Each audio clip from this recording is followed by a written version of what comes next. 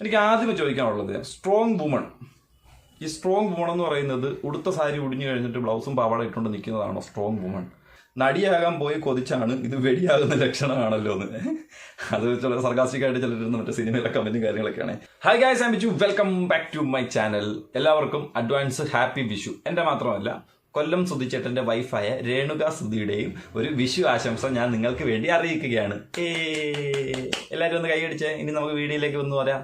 Okay, ആദ്യമേ തന്നെ ഞാൻ കാണിക്കാം. സുധിച്ചേട്ടൻ്റെ വൈഫിനെ എല്ലാവർക്കും അറിയാമല്ലോ. പുള്ളിക്കാരി ഒരു വീഡിയോയിൽ വന്ന് ഇൻട്രൊഡ്യൂസ് ചെയ്യുമ്പോൾ എങ്ങനെയായിരിക്കും ചെയ്യുന്നത്?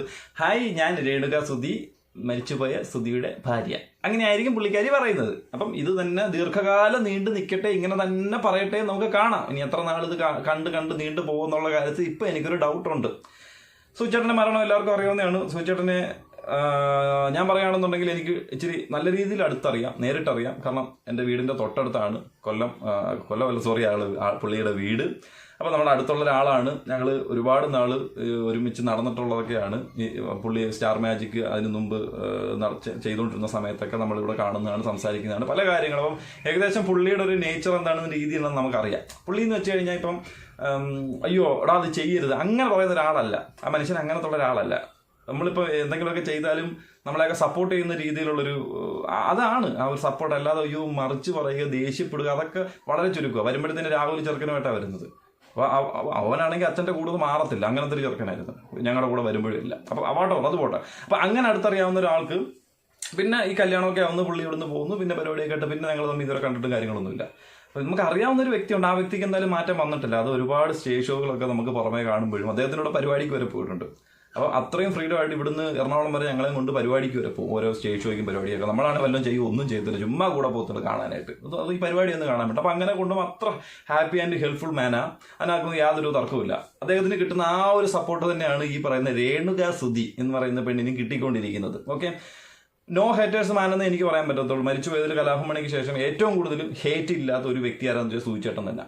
അപ്പം അതിനെ നമ്മൾ ഹേറ്റിലേക്ക് കൊണ്ട് എത്തിക്കാതിരിക്കുന്നതായിരിക്കും ഏറ്റവും നല്ലൊരു കാര്യം. ഇപ്പം മണിച്ചേട്ടൻ മരിച്ചതിന് ശേഷം ചിലപ്പോൾ മണിച്ചേട്ടൻ്റെ മോളെ സംബന്ധിച്ച് എന്തെങ്കിലുമൊക്കെ വിവാദപരമായ കാര്യങ്ങൾ ഉണ്ടായിരുന്നുണ്ടെങ്കിൽ ഒരുപാട് കാര്യങ്ങൾ പല ആൾക്കാരും എടുത്തു വെച്ച് ചർച്ച ചെയ്യാനാണ്. പക്ഷേ എനിക്ക് തോന്നുന്നു കഴിഞ്ഞ ദിവസമാണ് അതിനുശേഷം ആ പെൺകുട്ടിക്ക് ഡോക്ടറേറ്റ് കിട്ടിയതിൻ്റെ ഒരു അറിയിപ്പ് മുഖാന്തരം ഞാനൊരു പോസ്റ്റ് കാണുന്നതും അതിനെ തുടർന്നൊരു വീഡിയോ കാണുന്നതും. അപ്പോൾ നമുക്ക് ആ പുള്ളിയുടെ മനസ്സ് അറിയാനോ അല്ലെങ്കിൽ ആ പുള്ളിയുടെ പേര് ചീത്തയാക്കാനോ മറ്റാരും വന്നിട്ടില്ല, മറ്റാരും അതിന് ഇടപെട്ടിട്ടില്ല.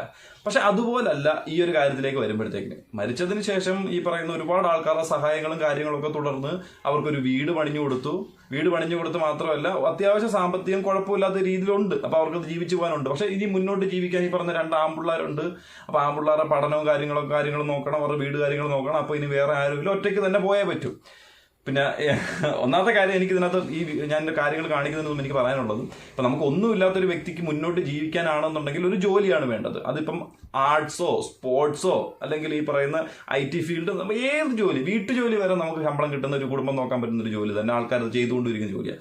അപ്പോൾ ഇതിനകത്ത് നമുക്ക് ജീവിക്കാനായിട്ട് ഇങ്ങനെ തന്നെ ജീവിക്കണമെന്നില്ല. എങ്ങനെയാണെന്ന് വെച്ചാൽ ഞാൻ കാണിച്ചില്ല, ഇങ്ങനെ തന്നെ ജീവിക്കണമെന്നില്ല. നമുക്ക് കുടുംബം നോക്കാനാണെങ്കിൽ എങ്ങനെ വേണമെങ്കിലും ജീവിക്കുക, യാതൊരു കുഴപ്പമില്ല. ഓക്കെ, അപ്പം കഴിഞ്ഞ ദിവസം ഈ പുള്ളിക്കാരി വിഷു അല്ലേ വരുന്നത്, വിഷുവായിട്ട് ബന്ധപ്പെട്ടിട്ട് ഒരു ഫോട്ടോ പോസ്റ്റ് ചെയ്തിട്ടുണ്ട് ഇൻസ്റ്റാഗ്രാമിൽ. അതും അതിൻ്റെ കുറച്ച് കമൻറ്റും.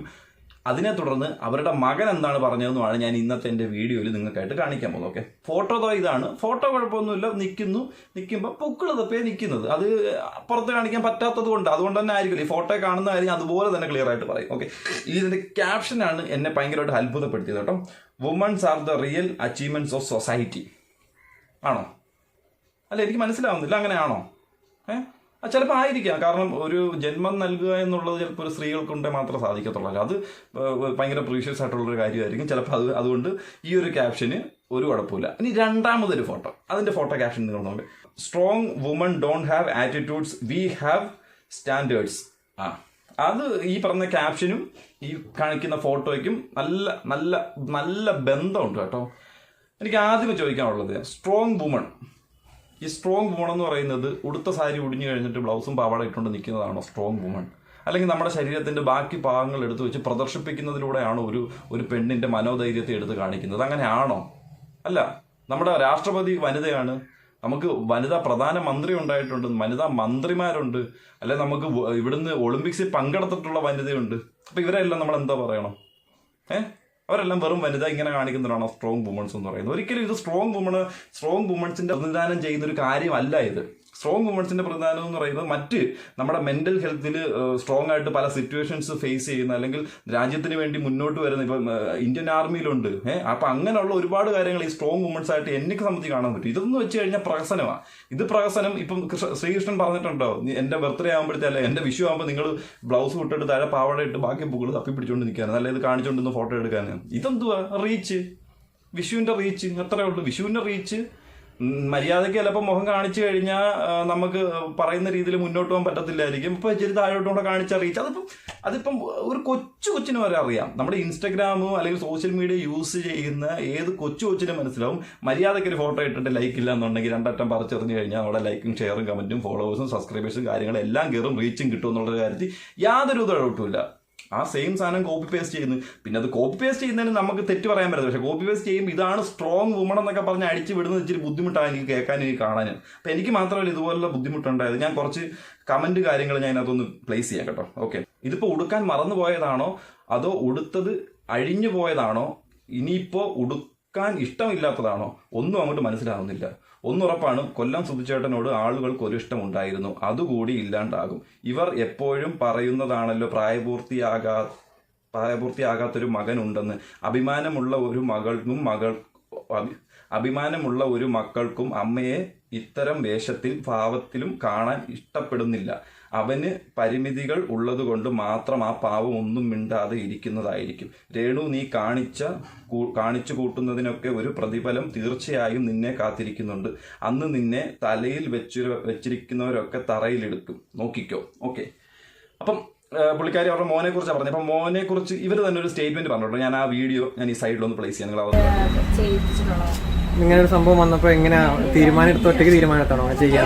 ഞാനെല്ലാം ഒറ്റയ്ക്കാണ് എനിക്ക് വേറെ ആരും തീരുമാനം എടുക്കാറില്ല. പിന്നെ എന്റെ തീരുമാനങ്ങൾ ഞാൻ മൂത്ത മോനെ അറിയിക്കും, വർക്ക് വരെ അവനെ അറിയിക്കും, അവൻ ഓക്കെ പറയും. അവനെന്തെങ്കിലും വർക്കിൽ കണ്ടിട്ട് കഴിഞ്ഞ ദിവസമാണ് അമ്മ ഇതെന്താ കഥ എന്ന് പറഞ്ഞൊരു ബുദ്ധി ചില കാര്യങ്ങൾ ഇതെന്താ എനിക്ക് മനസ്സിലായില്ല. അപ്പൊ ഞാനത് പറഞ്ഞു അങ്ങനെയൊക്കെ ഞാൻ ചെയ്ത. എനിക്ക് തോന്നുന്നില്ല അവന് മനസ്സിലാവാത്തത്. അവൻ കൊച്ചിറക്കനൊന്നുമല്ല, വലിയ ഇറക്കനാ. അവനെ ഞാൻ കുഞ്ഞിനെ കാണേണ്ടതാ, പക്ഷെ അവൻ വലിയ ഇറക്കനാ. അവന് മനസ്സിലാകാത്തൊന്നുമില്ല. ഞാൻ അവന്റെ ഒരു കാര്യം പറയാം. ഞാൻ കണ്ടത് വെച്ച് അവനാണെങ്കിൽ ഞാൻ കണ്ടപ്പോഴെല്ലാം അവന് ആ അച്ഛൻ്റെ കൂടെ, അവന് വേറെ കൂട്ടില്ല. അവന്റെ കൂട്ടച്ഛൻ തന്നെ ആയിരുന്നു ഒരു സമയത്തൊന്നല്ല, അത് തന്നെ ആയിരുന്നു. അവന്റെ ഏറ്റവും വലിയ ബെസ്റ്റ് ഫ്രണ്ട് അവന്റെ അച്ഛൻ തന്നെ ആയിരുന്നു. എവിടെ പോയാലും അച്ഛൻ്റെ കൂടെ വണ്ടി കാണും. ആദ്യം അവർക്കൊരു കാൻറ്റി ഹോണ്ട ഉണ്ടായിരുന്നു. ആ കാൻറ്റി ഹോണ്ടയിൽ അച്ഛൻ കൊണ്ട് സ്കൂളിൽ വിടുമായിരുന്നു. അത് കഴിഞ്ഞൊരു പ്ലഷറുണ്ട്. ആ പ്ലഷറിനകത്തും സൈക്കിളിനകത്ത് വരുവാണെങ്കിൽ ഫ്രണ്ട് ഇരിക്കും, ബൈക്കിനകത്ത് വരുവാണെങ്കിൽ ഫ്രണ്ട് ഇരിക്കും. അച്ഛൻ ഒറ്റയ്ക്ക് എന്തായാലും ഞാൻ ഇത്ര നാൾക്കിടയിൽ ഇവിടെ കണ്ടിട്ടില്ല. എപ്പോഴും മോൻ കാണും കൂടെ. അപ്പം കൂടുതലും കൂട്ടം അച്ഛനുമായിട്ടായിരുന്നു. അപ്പം അങ്ങനെ നടന്നൊരു വ്യക്തിക്ക്, അല്ലെങ്കിൽ ഇപ്പം വലുതായിട്ട് നിൽക്കുന്ന ഒരു വ്യക്തി ചിലപ്പോൾ അമ്മയോട് ചോദിക്കാൻ പല കാര്യങ്ങൾക്കും ബുദ്ധിമുട്ടുണ്ടായിരിക്കും. അത് വേണ്ട ഇത് വേണ്ട എന്നുള്ളത്. അതുകൊണ്ടൊക്കെ തന്നെ ആയിരിക്കും അവൻ അങ്ങനെ പറഞ്ഞത്. പക്ഷെ അതിന് ഇവരൊരു ഡിപ്ലോമാറ്റിക് ആയിട്ട് ആൻസർ ആയിരിക്കും പറഞ്ഞത്, നമുക്കറിയത്തില്ല. പക്ഷെ ഞാൻ കണ്ടൊരു രീതി ഇങ്ങനൊന്നും അല്ല. ഞാൻ കണ്ടിട്ടുള്ള സൂചിച്ചേട്ടനും അല്ലെങ്കിൽ മൂത്ത മോനും ആ ഒരു രീതിയൊന്നും അല്ല. അപ്പം എനിക്ക് അതിനോട് വലിയ പറഞ്ഞത് എത്രത്തോളം പ്രാക്ടിക്കലായിട്ട് റിയൽ ലൈഫിൽ അവർക്ക് നടന്നുകൊണ്ടിരിക്കുന്ന കാര്യമാണെന്ന് എനിക്ക് മനസ്സിലാവുന്നില്ല. ഓക്കെ, അപ്പം അതുകൊണ്ട് മാത്രം അവർ ആ മോൻ്റെ കാര്യം പറഞ്ഞതുകൊണ്ടാണ് ഞാൻ ഈ ഒരു വീഡിയോ പ്ലേസ് ചെയ്തത്. ഇനി വേറെ ഇതുമായിട്ട് ബന്ധപ്പെട്ട് വേറെ കമന്റുകൾ നോക്കാം. നടിയാകാൻ പോയി കൊതിച്ചാണ്, ഇത് വെടിയാകുന്ന ലക്ഷണമാണല്ലോ എന്ന്. അത് ചില സർഗാസ്റ്റിക്കായിട്ട് ചിലരുന്ന മറ്റേ സിനിമയിലെ കമന്റും കാര്യങ്ങളൊക്കെയാണ്. തുണി ഊരിയാണോ സ്ട്രോങ് വുമൺ ആകുന്നത്? എല്ലാം സുധിച്ചേട്ടന് വേണ്ടി ആയിരിക്കുമല്ലേ ആശ്വാസം. പക്ഷെ ഒന്നാമത്തെ കാര്യം എന്ന് വെച്ചാൽ നമ്മൾ ഇതിപ്പോൾ ഒരുപാട് സപ്പോർട്ട് ചെയ്യുന്ന ആൾക്കാരാണ് ഇപ്പോൾ ഇവർക്കെതിരെ തിരിഞ്ഞ് സംസാരിച്ചുകൊണ്ടിരിക്കുന്നത്. ഈ കമന്റ് ബോക്സ് നിങ്ങൾ എടുത്തു വെച്ച് നോക്കിയാൽ മതി. അവരെ കഴിഞ്ഞ വീഡിയോയ്ക്ക് വരെ അല്ലെങ്കിൽ കഴിഞ്ഞ നിമിഷം വരെ സപ്പോർട്ട് ചെയ്ത ആൾക്കാർ വരെയാണ് ഇപ്പം അവർക്ക് എതിരെ തിരിഞ്ഞ് സംസാരിച്ചുകൊണ്ടിരിക്കുന്നത്. ഇവരുടെ സപ്പോർട്ട് എന്ന് പറയുന്നത് ഒരിക്കലും ഇവരുടെ റീൽസും ചിരിയും കണ്ട് വന്നിട്ടുള്ള സപ്പോർട്ട് ചെയ്ത ആൾക്കാരല്ല. സുധിച്ചേട്ടൻ എന്ന് പറയുന്ന ഒരു വ്യക്തിയും അദ്ദേഹത്തിന്റെ ഹാസ്യവും ഇഷ്ടപ്പെട്ട്, അദ്ദേഹത്തിന്റെ ക്യാരക്ടറും ഇഷ്ടപ്പെട്ട്, അദ്ദേഹത്തെ ഇഷ്ടപ്പെട്ട് വന്നിട്ടുള്ള ആൾക്കാർ. അപ്പം ഇവരോട് ആൾക്കാർ എങ്ങനെ തിരിയുന്നു, അത് ഒരു പരിധി വരെ സുധിച്ചേട്ടനോടുള്ള സ്നേഹവും ഇഷ്ടവും ഇല്ലാതാക്കുന്ന ഒരു കാര്യം. എനിക്ക് പേഴ്സണലി അങ്ങനെ തന്നെയാണ് തോന്നുന്നത്. ഓക്കെ, അപ്പോൾ അടുത്തൊരു കമന്റ് നമ്മളെടുത്ത് നോക്കിക്കഴിഞ്ഞാൽ, എനിക്ക് ചേച്ചി ഒരുപാട് ഇഷ്ടം തോന്നുന്ന ഒരാളാണ് ഞാൻ, എന്നാൽ ഇപ്പോൾ കാണിച്ചു കൂട്ടുന്നത് ശരിയല്ല. അത് ചിലപ്പോൾ ഒരുപാട് ഇഷ്ടം ഉണ്ടായിരുന്ന ഒരാൾക്കാരുടെ ഫ്രസ്ട്രേഷനാണ് ഇപ്പോൾ ഈ കമന്റിലൂടെ പുറത്തു വന്നത്. സ്വന്തം ശരീരം പ്രദർശിപ്പിച്ചുകൊണ്ട് മാത്രമല്ല സ്ട്രോങ് വുമൺ എന്ന് കാണിക്കുന്നത്. തീർച്ചയായിട്ടും അല്ല, അങ്ങനല്ല. സ്ട്രോങ് വുമൺ എന്ന് പറയുന്നത് അതേ അല്ല. നിങ്ങൾ പ്രഗ്നൻസി കഴിഞ്ഞിട്ട് ഒരു ഫോട്ടോ എടുത്തിട്ട് സ്ട്രോങ് വുമൺ എന്ന് പറഞ്ഞാൽ അതിന് അച്ഛനോട് ധൈര്യമുണ്ട്, അല്ലെങ്കിൽ അതിനകത്തൊരു സ്ട്രോങ്നെസ് കാണുന്നുണ്ട്. ഒറ്റയ്ക്ക് 10 മാസം ചുമന്നിട്ട് പ്രസവിച്ചിട്ട് വന്ന് നിൽക്കുമ്പോഴത്തേന് അതിനൊരു സ്ട്രോങ് വുമൺ ആയിട്ട് ഇടാം കേട്ടോ. അല്ലാതെ അത് കഴിഞ്ഞിട്ട് നമ്മൾ ഇങ്ങനെ ഒരു പരിപാടി ഇതൊരു സ്ട്രോങ് വുമണാന്ന് പറയില്ല എന്ന് പറഞ്ഞ് ഇവർ പ്രസവിച്ചിട്ടില്ല എന്നല്ല ഞാൻ പറയുന്നത്. അതൊക്കെ കഴിഞ്ഞ് സ്ട്രോങ് ഒക്കെ തന്നെ. പക്ഷെ അത് ചിത്രീകരിക്കേണ്ട കാര്യം ഇതിലില്ല. ഇപ്പം ഞാനൊരു പേന എടുത്ത് വെച്ചിട്ടേ ഇത് പെൻസിലാണ് എന്ന് പറഞ്ഞ അടിയിൽ ക്യാപ്ഷൻ കൊടുത്താൽ നിങ്ങൾ എന്തുമായിരിക്കും വിചാരിക്കുന്നത്? അത്രേ ഉള്ളൂ. പക്ഷേ ഇത് പേനയാണെന്ന് നിങ്ങൾക്ക് അറിയാം, എനിക്കും അറിയാമല്ലോ. പക്ഷേ അടിയിൽ ഒരു പെൻസിലാണെന്ന് നമ്മൾ പറയേണ്ട കാര്യം എന്തുവാ? അല്ല. അപ്പോൾ തെറ്റിദ്ധാരണ പരത്തുമല്ലേ? അതുകൊണ്ടാണ് ഞാൻ ഈ ഒരു ടോപ്പിക്ക് ഇന്നിങ്ങനെ എടുക്കാനായിട്ടായിട്ട് സാഹചര്യം തന്നെ ഉണ്ടായത്. ഓക്കെ, അടുത്തത്. അയ്യോ ഇത്രയും വേണ്ടായിരുന്നു, മോശമായി. സുധിയുടെ വീടിനടുക്കലുള്ള ആളാണ് ഞാനും. നിങ്ങളുടെ എല്ലാവരും നെഗറ്റീവ് കമന്റ് പറയുമ്പോൾ ഞാൻ നിങ്ങൾക്ക് സപ്പോർട്ട് ആയിരുന്നു. പക്ഷെ ഇത് അതെ, തീർച്ചയായിട്ടും ചിലപ്പോൾ എനിക്ക് തോന്നുന്നു ഈ ഇവിടെ അങ്ങനെ ഉള്ള ആരാണ്ട. അപ്പം ഈ ഒരു ഫീൽ തന്നെയാണ് എനിക്ക് തോന്നിയത്. കാരണം നമുക്കും അറിയാവുന്ന ഒരു വ്യക്തിയാണ്. അപ്പോൾ ആ രീതിയിൽ ആ വ്യക്തിക്കും കൂടെ ഒരു ബുദ്ധിമുട്ടായിട്ട് വരുമ്പോഴത്തേക്കും എനിക്കും അത്ര നല്ലതായിട്ട് തോന്നില്ല. അതുകൊണ്ട് തന്നെ ഞാൻ ചെയ്തത്. ഓക്കെ, അവർക്കറിയാം മുഖം കാണിച്ചിട്ട് കാര്യമില്ല, ആരും ആ മുഖം നോക്കില്ല എന്ന് വളർന്നു വരുന്ന ആ കുട്ടികൾ അവർ നിന്നെ തള്ളിക്കളയുകയും കിച്ചു അങ്ങനെ പറഞ്ഞു ഇങ്ങനെ പറഞ്ഞു എന്നൊക്കെ നീ പറയുന്നുവല്ലോ. ശരിക്കും ആ കുട്ടി അനുഭവിക്കുകയായിരിക്കും. ചിലപ്പം ഇപ്പൊ ഈ പറഞ്ഞത് ആ ചേച്ചി പറഞ്ഞിട്ടുള്ള കാര്യം തന്നെയാണ്. ചേച്ചിയാണോ ചേട്ടനാണോ? ചേട്ടനാണ്, ആരോ ഒരാൾ പറഞ്ഞിട്ടുള്ള കാര്യം തന്നെയാണ് എനിക്കും ഞാൻ എന്റെ വീഡിയോയിലൂടെ നിങ്ങൾക്ക് മുന്നിലേക്ക് എത്തിച്ചിട്ട് ഒന്നാമത്തെ കാര്യം കേട്ടോ. എനിക്കും അങ്ങനെ തന്നെയാണ് തോന്നിയത്.